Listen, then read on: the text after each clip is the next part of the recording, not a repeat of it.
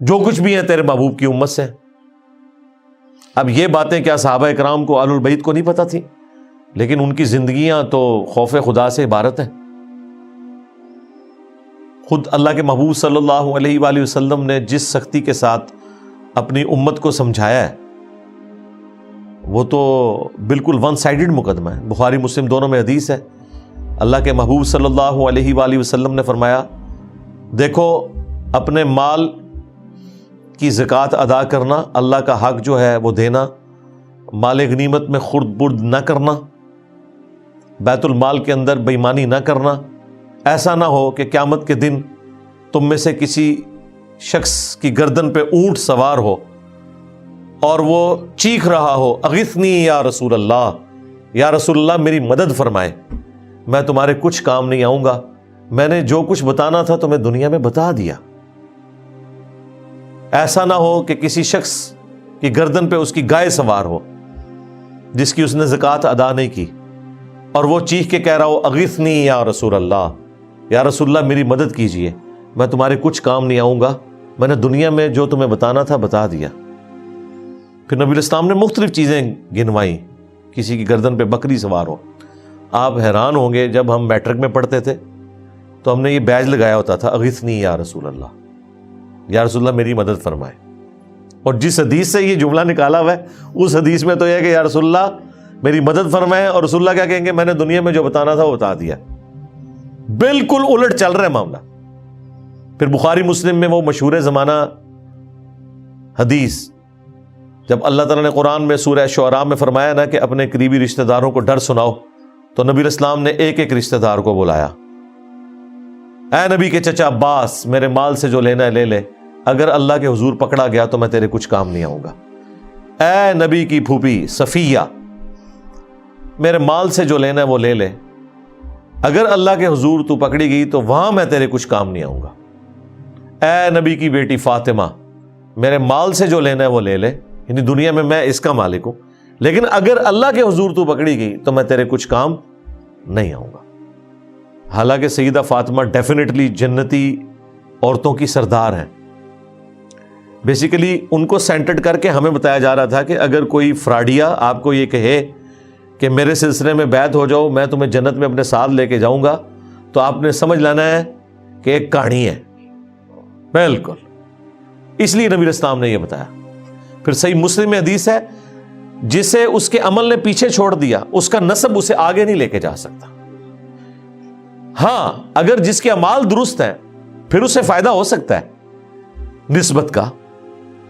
پھر حسن و حسین ہی جنتی نوجوانوں کے سردار ہیں، نبی الاسلام کی بیٹی ہی جنتی عورتوں کی سردار ہے، لیکن یہ صرف نسبت کی وجہ سے نہیں ہے، اعمال بھی ایسے ہیں۔ دوسری طرف حضرت نوح علیہ السلام کا بیٹا، نسبت کوئی کام نہیں آئی کیونکہ اس کے عمل نے اس کو پیچھے چھوڑ دیا۔ تو شیطان قیامت کے دن اعلان کر دے گا، جو میں نے دنیا میں تم سے وعدہ کیا تھا نا، میں تو آج اعلان برات کر رہا ہوں تم سے، یعنی دیکھیں اینڈ ٹائم پہ آ کے وہ دھوکہ دے جائے گا۔ ہمیں تو ویسے دنیا میں ہی پتا ہے، اور یہ اللہ تعالیٰ کی شفقت ہے کہ اس نے اس دنیا میں آخرت کی فلم چلا دی ہے۔ یعنی یہ ہونے کے بعد اگر پتہ چل رہا ہو تو انسان کہے گا کاش مجھے دنیا میں پتہ چل جاتا نا، تو میں اپنا راستہ درست کر لیتا۔ تو سرکار دنیا میں پتہ چل چکا ہے، پیپر آؤٹ ہو چکا ہے، اس کے جوابات بھی بتا دیے گئے ہیں، صرف پیپر نہیں آؤٹ ہوا، جواب بھی بتا دیے گئے ہیں۔ اب کوئی شخص خود ہی بدبخت ہے کہ وہ پیغمبروں کا راستہ چھوڑ دے اور شیطان کے راستے کے اوپر چلے۔ ابھی تو جناب ذرا اگلے الفاظ سنیں، وَمَا كَانَ لِيَ عَلَيْكُم مِّن سُلْطَان، اور مجھ میں تو ایسی کوئی قدرت نہیں تھی تمہارے معاملے میں کہ میں تم پر کوئی زور زبردستی کر سکتا، إِلَّا أَن دَعَوْتُكُمْ، سوائے اس کے کہ میں تمہیں دعوت دیتا تھا۔ لے جی، یہ مقدمہ بھی بالکل کلیئر ہے کہ جو لوگ دنیا میں کہتے ہیں کہ ہم سے شیطان نے یہ کام کروایا اور اس کی پلی لیتے ہیں، کیا خود ہوتا ہے، شیطان نے اس حوالے سے تو کروایا ہوتا ہے کہ وہ دعوت دیتا ہے، اس حوالے سے شیطان نے نہیں کروایا ہوتا کہ وہ زبردستی کرواتا ہے۔ یہ ذہن میں رکھیے گا، وہ صرف دعوت دیتا ہے۔ وہ تو یوسف علیہ السلام نے بھی کہا تھا کہ شیطان نے میرے بھائیوں اور میرے درمیان جدائی کر دی، لیکن یوسف علیہ السلام کے کہنے کا مقصد یہ نہیں تھا کہ میرے بھائی بے قصور ہیں، نہ، انہوں نے معافی مانگی ہے، دعوت دی شیطان نے، ظاہر شیطان نے تو دعوت دینی ہے۔ تو یہاں پر واضح ہے کہ شیطان قیامت کے دن کہے گا کہ مجھے تم پر کوئی زور نہیں تھا سوائے اس کے کہ میں تمہیں صرف بلاتا تھا برائی کی طرف، اور دنیا میں اچھائی کی طرف بلانے والے لوگ اور وہ سگنلز زیادہ آتے ہیں آپ کی زندگی میں ایز کمپیئر ٹو برائی کے۔ اگر آپ لسٹ ڈاؤن کریں اپنے بچپن سے لے کے جوانی تک، ماں باپ، رشتہ دار، ٹیچرز، دوست، احباب، زیادہ تر لوگ آپ کو اچھائی کی طرف بلا رہے ہوتے ہیں۔ وہ لوگ بھی جو خود برائی پہ چل رہے ہوتے ہیں نا، وہ بھی آپ کو اچھائی کا ہی درس دے رہے ہوتے ہیں۔ تو سگنلز تو وہاں سے بھی آ رہے ہوتے ہیں۔ یہ تو انسان کی اپنی مرضی ہے نا کہ وہ اچھا سگنل لیتا ہے یا برا سگنل لیتا ہے۔ تو شیطان صرف دعوت دیتا تھا دنیا میں، زور کوئی نہیں تھا۔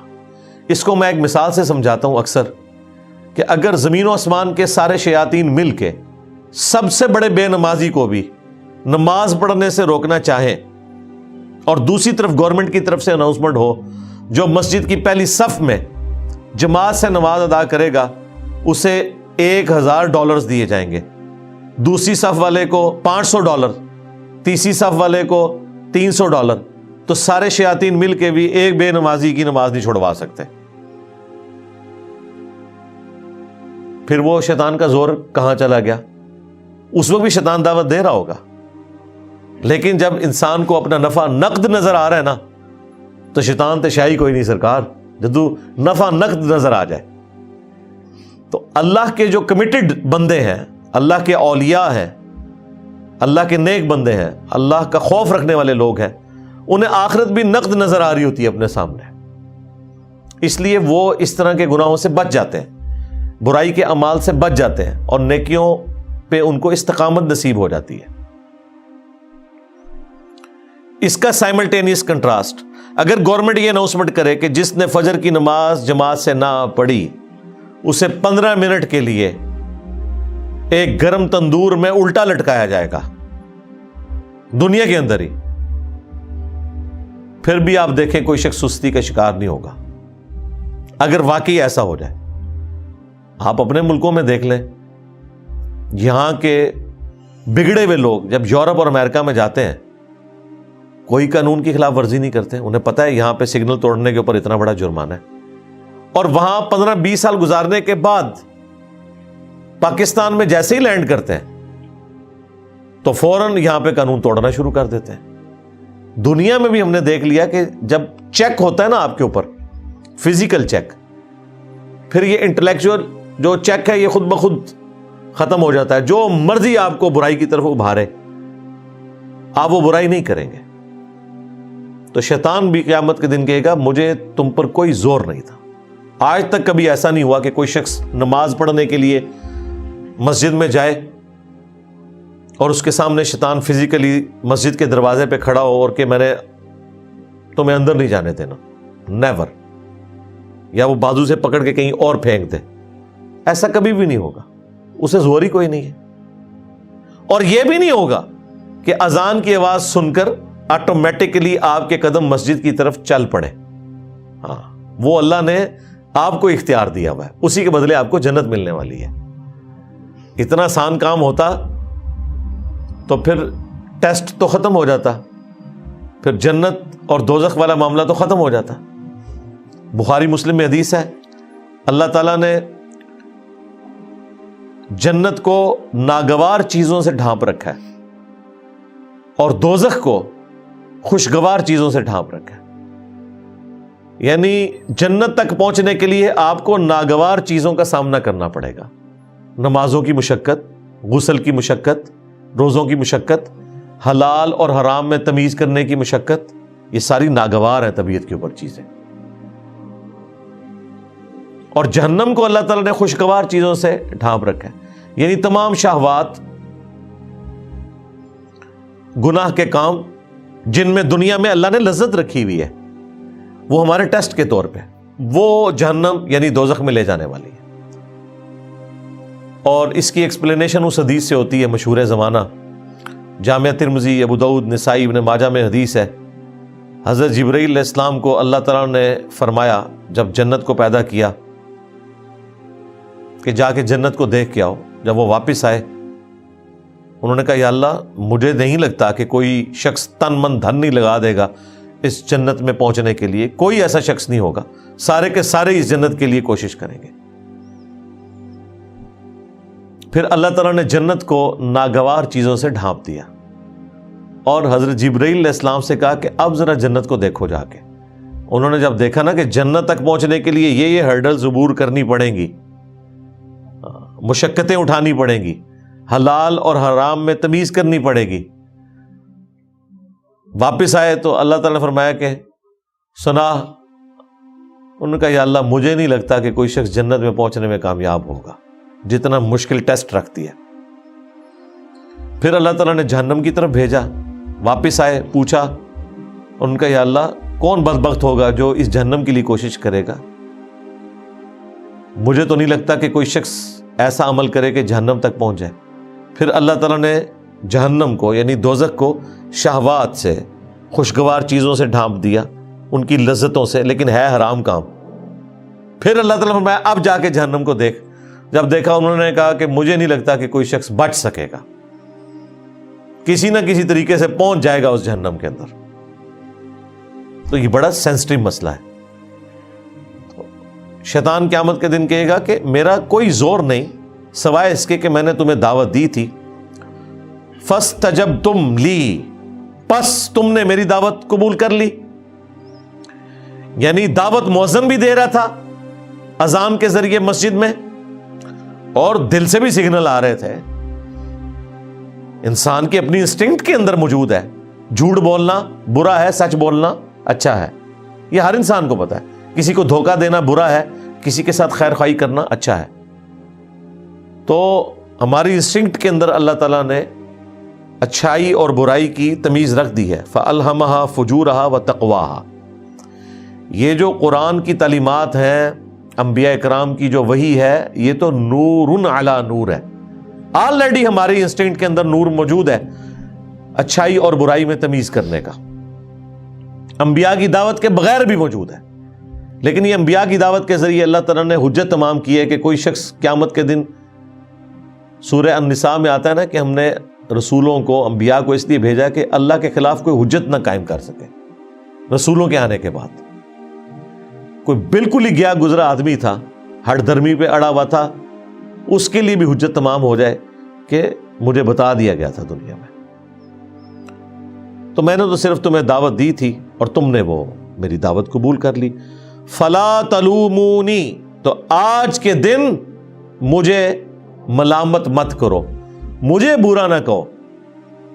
شیطان کہہ رہے ہیں میرے خلاف بھی کلپ نہیں ریکارڈ کرانا، کلپ ریکارڈ کروانا ہے تو وَلُومُوا أَنفُسَكُمْ، اپنے آپ کو ملامت کرو۔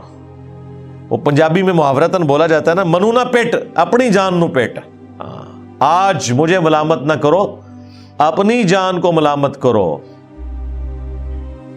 ما انا بمصرخکم، میں آج کے دن تمہاری کوئی فریاد نہیں سن سکتا، کوئی مشکل کشائی تمہارے ساتھ نہیں کر سکتا۔ وما انتم بمصرخی، اور نہ تم کوئی میری مدد کر سکتے ہو۔ دیکھ لیں بالکل اس نے سب کچھ چھوڑ دیا۔